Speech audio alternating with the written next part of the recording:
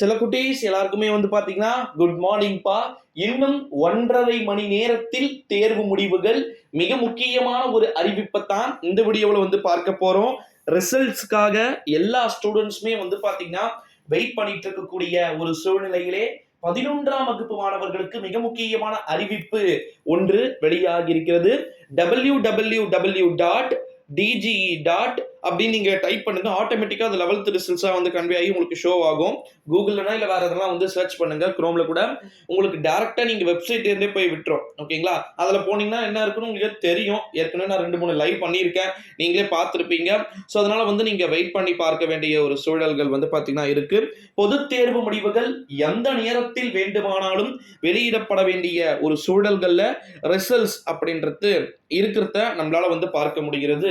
ஓகேங்களா? 11th ரிசல்ட்ஸை பொறுத்த வரைக்கும் நீங்க பயம் என்பது உங்களிடையே இருக்கவே கூடாது அப்படின்னு சொல்லலாம்.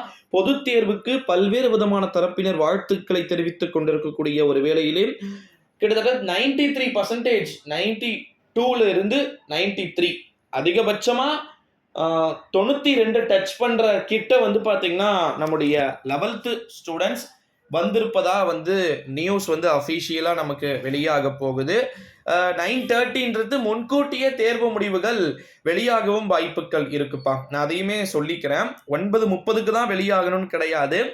அதற்கு முன்கூட்டியே கூட வந்து பாத்தீங்கன்னா 10th ரிசல்ட் வந்து சீக்கிரமா.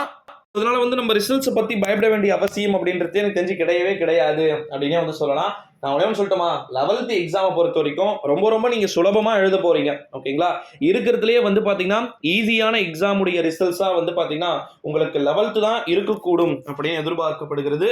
ஸோ நீங்க பயப்படாதீங்க சில குட்டீஸ். நான் திரும்ப 1 இல்ல 2 இல்ல 10 முறை சொன்னாலுமே நான் சொல்லக்கூடிய ரிப்பீட் வார்த்தைகள் இதுவாகத்தான் வந்திருக்கும். கவலைப்பட வேண்டிய அவசியம் அப்படின்றது தேவையே கிடையாது அப்படின்னே வந்து சொல்லலாம். ஸோ அதனால வந்து நீங்க பயப்பட வேண்டிய அவசியம் என்பது கிடையாது சில குட்டீஸ்.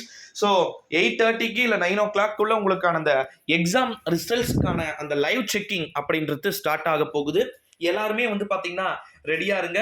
நான் சொல்றத மட்டும் எடுத்துக்கோங்க. ரிஜிஸ்டர் நம்பர், அப்புறமா வந்து பாத்தீங்கன்னா உங்களுக்கான இன்னொன்று தேவைப்படுமே, ரிஜிஸ்டர் நம்பர், அதுக்கப்புறமா வந்து பாத்தீங்கன்னா உங்களுக்கான டேட்டு, மந்த்து, இயர், இது மட்டும் கரெக்டா எடுத்துட்டு நீங்க அந்த லைவ்லயே வந்து லைவ் சாட்ஸ்ல வந்து நீங்க கொடுத்தீங்க அப்படின்னாலே நீங்க வந்து கெட் மார்க்ஸ் நான் கொடுத்தனா ரிசல்ட்ஸ் நீங்க லைவா ஷோவாவே பார்த்துக்கலாம்.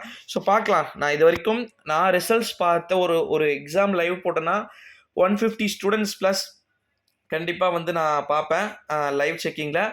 அதில் 97% ஸ்டூடெண்ட்ஸ் பாஸ் தான் ஆவீங்க. மீதி ஸ்டூடெண்ட்ஸு ஃபெயிலு இல்லைன்னா ஆப்சன்டீஸு அந்த மாதிரி தான் வந்திருக்கு.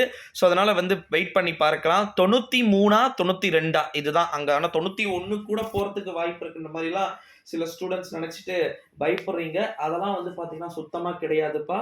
ஓகேங்களா? நீங்கள் பயப்பட வேண்டிய அவசியம் இல்லை. ரொம்ப ஃபியராக இருக்காதீங்க, அவ்வளோதான் நான் சொல்ல முடியும். ஓகேங்களா?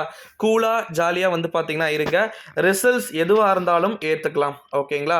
அது மட்டும் இல்லாமல் ஏகப்பட்ட விதமான அறிவிப்புகளோடு அடுத்தடுத்த விஷயங்களை நம்ம நிறையா வந்து கன்சிடர் பண்ணலாம்.